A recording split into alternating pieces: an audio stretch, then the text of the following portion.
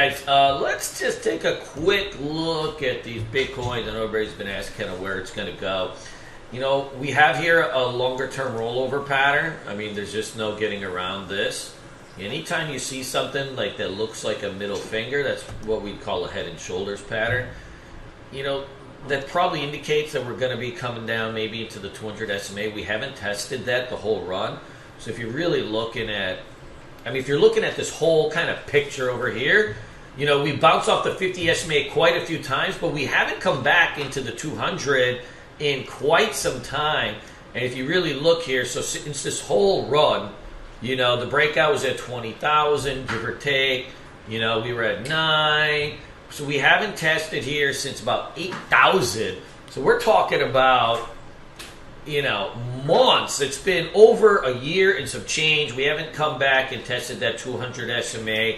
I think that's going to be an important level that we have to, you know, be mindful of. I do suspect that this level gets defended. So if you smack down into it, I put some alerts. Easiest thing to do on TradingView, you can just set it at an alert, you know, right at, you know, different levels. And you can come in here and, right, put pop-ups and, you know, all that kind of fun stuff. So if you come into there, I think close to there, so maybe 40,000, maybe 30,000, I think that level gets defended for a little bit. Like, I don't know if it holds there permanently.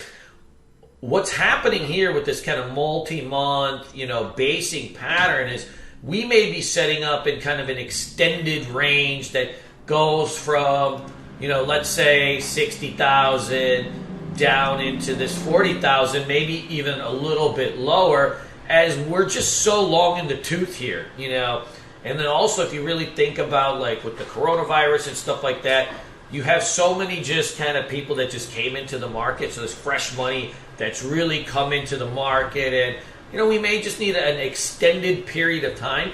The easiest time to trade is, like, when you're kind of going up, right, and you're moving up your moving averages here, and they're all curling up. Now that you have a declining 50 SMA, that's like your intermediate term moving average. It makes it much more tricky to trade. You know, I think Ethereum still looks better. You still have everything curling up. But on a short-term basis, I wouldn't be surprised to see this thing maybe retest down into about the 2,500 before we really have to make some decisions on what's going to go. Now, we did take a couple positions here yesterday for some quick trades. You know, I added this link on this dip over here. I got, you know, a stop just under yesterday's low, essentially. So if this thing rips back, sweet. But if it doesn't, it's a, you know, a small shot on very, very low risk here. You know, this thing was at 52. You're coming back. I think we had it a little bit under 39. It looks pretty good. And then another one is this Quantum. This thing was $13. Came up to 35. You're sitting on the 50 SMA. So I got a small stab on this one. We'll take a look and see what's going on. Just stops under these lows, so we got very, very minimal risk. If you're looking for something to day trade back and forth that's a big heater, you know, I take a lot of trades in this Sol, and this thing's got like epic range on it. You got to be a little bit careful, because if you see here what's happening with the crypto market and Bitcoin getting shamangled is that a lot of times it tries to break out and then it flushes back down. And this has happened quite a few times. It's getting sold.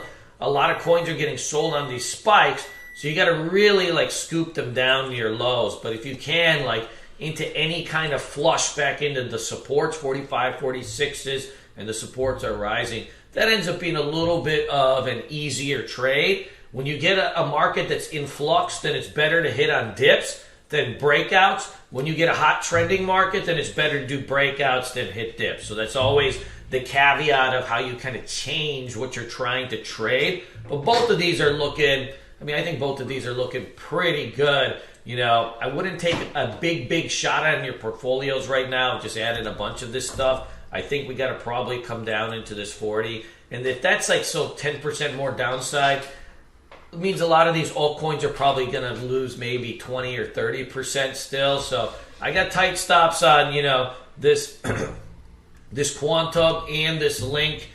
If they work, they work. If they don't, it's like, you know, going to be a small loss. I would say you'd probably risk maybe 1% of portfolio on these kind of trades when the market is getting shamangled down. And then the real heater you really want to keep an eye out on is this Sol, I think. You know, we've been trading this thing back and forth since it was like $2, and It's running at 52, but it's got that look like you got $100 roll on it.